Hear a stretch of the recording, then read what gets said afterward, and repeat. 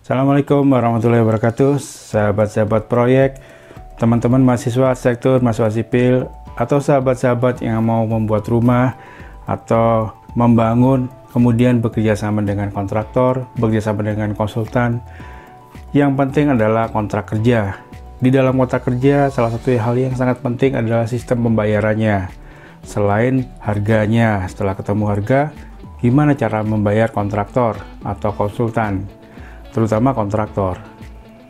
Nah, supaya tidak bingung, mari kita bahas sistem pembayaran dari owner ke kontraktor.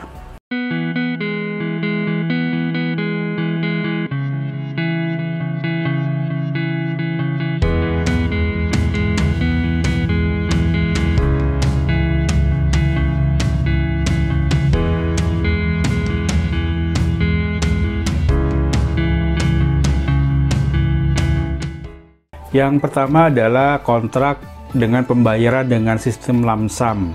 Kontrak lump sum ini adalah pada pekerjaan jasa pemborongan adalah sebagai kontrak yang berdasarkan total nilai biaya yang disepakati oleh para pihak pada waktu dilaksanakan negosiasi.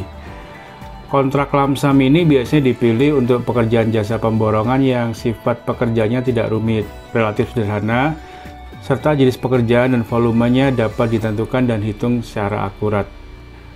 Dalam kontrak lump sum, semua resiko yang mungkin terjadi dalam proses pengadaan jasa pemborongan tersebut sepenuhnya menjadi tanggung jawab penyedia jasa atau kontraktor, kecuali jika terjadi suatu keadaan yang tidak diinginkan. Kontrak lump sum ini mempunyai plus minus tentunya. Kalau bagi pemilik atau owner, tentunya bisa mendapatkan harga yang relatif murah karena ada proses negosiasi di awal. Kemudian dari segi pemilik juga mendapatkan nilai kepastian harga yang akan dicapai. Kemudian juga karena harganya sudah pasti, harganya bisa ditawar, tentunya ini sangat membantu dari owner untuk menentukan berapa yang harus dianggarkan. Jadi secara cash flow keuangan owner juga cukup terjaga. Kemudian juga tidak banyak melibatkan dari owner untuk menangani proyek. Dari sisi kontraktor, keuntungannya diharapkan juga mendapatkan nilai keuntungan yang cukup tinggi, tetapi tentu high risk high return. Dengan mengharapkan keuntungan yang lebih tinggi, kontraktor juga punya resiko. Suatu saat misalnya terjadi kenaikan harga yang cukup signifikan atau suatu keadaan yang membuat proyek itu menjadi ada kendala, sehingga ada terjadi pembangkakan biaya, maka resiko rugi juga dialami oleh kontraktor. Dan resikonya ini juga cukup tinggi, karena di dalam kontrak kerja tidak mengatur hal-hal yang berkaitan dengan perubahan-perubahan, karena kontraknya adalah lump sum atau langsung jadi semuanya. Yang kedua setelah lump sum adalah harga satuan. Kontrak ini cukup banyak digunakan karena dipakai adalah harga persatuan pekerjaan. Kontrak harga satuan ini adalah kontrak pengadaan barang atau jasa, terutama borongan ya dalam hal ini, yang berkaitan dengan seluruh pekerjaan dalam batas waktu tertentu, berdasarkan harga satuan yang pasti dan tetap untuk setiap satuan pekerjaan dengan spesifikasi tertentu dan volume pekerjaan yang masih bersifat perkiraan sementara, sesuai dengan perhitungan dari gambar yang sudah dibuat. Sedangkan pembayarannya didasarkan pada hasil pengukuran bersama atas volume pekerjaan yang telah benar-benar dilaksanakan oleh penyedia barang atau jasa. Berdasarkan harga satuan ini juga mayoritas yang banyak dipakai. Ada juga gabungan dari lump sum dan perhitungan berdasarkan harga satuan. Jadi digabungan antara lump sum dan perhitungan harga satuan ini juga cukup banyak kontraktor dan owner yang menggunakan sistem perhitungan seperti ini, karena dirasa cukup fair karena dibayar adalah sesuai dengan pekerjaan yang sudah dilakukan di lapangan. Kemudian yang keempat adalah turnkey atau serah terima kunci. Ini jarang digunakan karena modal yang cukup besar ada di kontraktor. Kontrak terima jadi atau turnkey ini adalah kontrak pengadaan barang atau jasa pemborongan atas penyelesaian seluruh pekerjaan dalam batas waktu tertentu dengan jumlah pasti dan tetap sampai seluruh pekerjaan konstruksinya, peralatan, dan jaringan utama maupun penunjangnya berfungsi dengan baik sesuai dengan kriteria kinerja yang telah ditetapkan. Jadi kontraktor akan mendapatkan pembayaran setelah semuanya total selesai 100%. Ini cukup berat bagi kontraktor karena modal dari kontraktor adalah 100%. Dikerjakan sampai selesai, kemudian diserahkan kepada owner, kemudian owner baru membayar.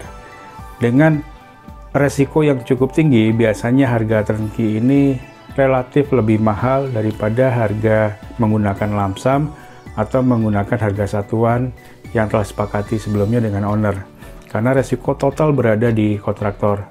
Jika belum selesai, maka prosesnya juga tidak akan dilanjutkan. Artinya pembayarannya tidak bisa dilakukan karena turnkey ini akan dibayarkan kalau bangunannya 100% jadi. Jadi selama belum jadi, maka tidak bisa dilakukan serah terima kunci atau turnkey, sehingga kontraktor juga punya kelemahan, tidak bisa menerima keuangan. Kemudian yang kelima adalah dengan sistem persentase. Sistem persentase ini relatif aman bagi kontraktor atau juga biasanya dipakai untuk membayar konsultan dengan sistem persentase.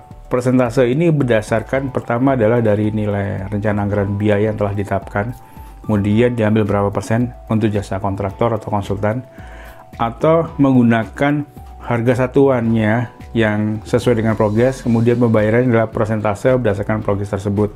Jadi tergantung dari kesepakatan antara owner dan kontraktor. Kontrak persentase ini adalah kontrak pelaksanaan jasa konsultansi di bidang konstruksi atau pekerjaan pemborongan tertentu, di mana konsultan yang bersangkutan menerima imbalan jasa berdasarkan presentasi tertentu dari nilai pekerjaan fisik atau pemborongan.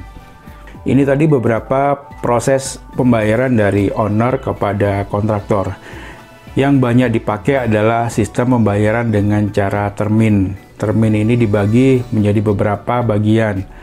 Untuk pekerjaan konsultan bisa menjadi 3 termin. Termin pertama untuk laporan awal, kemudian berikutnya laporan pertengahan, kemudian berikutnya adalah laporan akhir. Jadi ada 3 termin. Untuk pelaksanaan kontraktor tergantung dari proyeknya. Untuk proyek-proyek yang skalanya tidak besar biasanya cukup dengan 2 termin. Pelaksanaan di awal bisa mendapatkan uang muka atau DP, bisa juga tidak. Kalau kontraktor mendapatkan DP tentu sangat menguntungkan bagi kontraktor.